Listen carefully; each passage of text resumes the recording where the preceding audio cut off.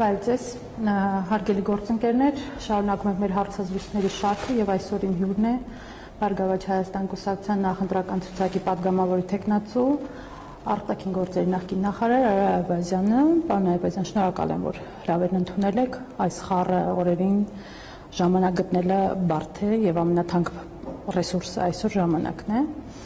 Երևի թե սկսենք ամենակարևոր իրադարձությունից, որ տեղի ունեցավ վերջին մեկ ամսվա ընթացքում բոլորը դրան կարծես սպասում էին, երեք Աստանայում տեղի ունեցած ԵԱՏՄ նիստը եւ դրանից հետո հնչած հայտարարությունները Հայաստանի մասով, ինչպես կգնահատեք այս ամբողջական իրավիճակը, ուր է այն մեզ տանում։ Բնականաբար այն որ երեք ֆիքսվեց ԵԱՏՄ գաղութաժողովին,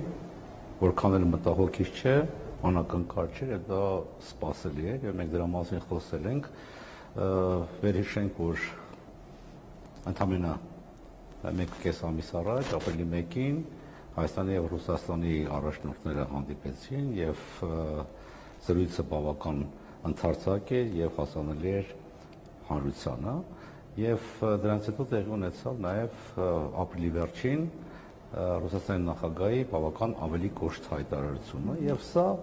ես գնահատել էի որպես Ռուսաստանի կողմից թույլատրելի շրջանակի սահմանումը եւ մյուս կողմից զսպման քաղաքականություն իրականացնելու վճռականությունը եւ ինքը ի ցույց դրեց այն գործիքները, որոնցով կարող է ինքը առաջնորդվել եւ ամբողջ հարցը հետեւյալում էր թե Հայաստանի ներկայիս իշխանությունները որքան ճիշտ ընկալեցին ուղերձները եւ որքան լուրջ ընդունեցին Ռուսաստանի վճռականությունը այդ գործիքները կյանքի կոչելու դատելով այս անցած ժամանակահատվածում Հայաստանի պաշտոնական Երևանի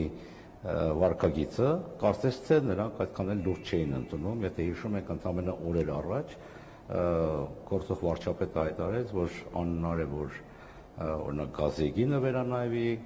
անհնար է որ միշտ այդպիսի խնդիրներ եղել են, բայց մենք հաղթարել ենք, բայց այս անգամ կարծես թե իրավիճակը շատ ավելի լուրջ է, քան տեղի ունեցել եւ շատ ցավալի է, որ մենք հայտնվել ենք այս իրավիճակում Գիտեք, Ռուսաստանը մեզ համար, Ռուսաստանը եւ ԵԱՏՄ-ն մեզ համար հիմնական գործընկերն է եւ երեք հնչեցին բոլոր տնտեսական ցուցանիշները եւ տվյալները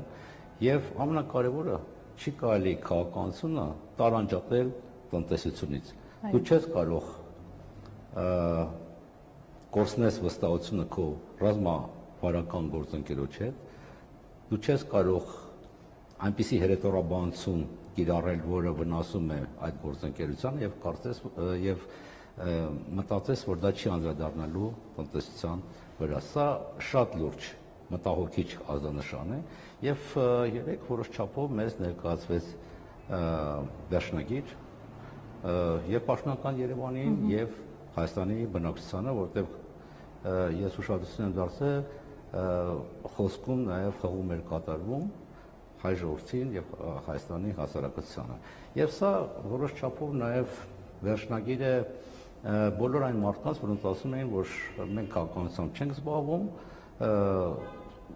իրավիճակը ցույց տվեց, որ արկածախնդիր չհաշվարկված շատ անգամ հուզմունքի վրա կառուցված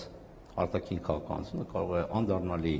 հետևանքներ ունենա կամ վտանգավոր ցավալի հետևանքներ ունենա նույնիսկ այն մարդկանց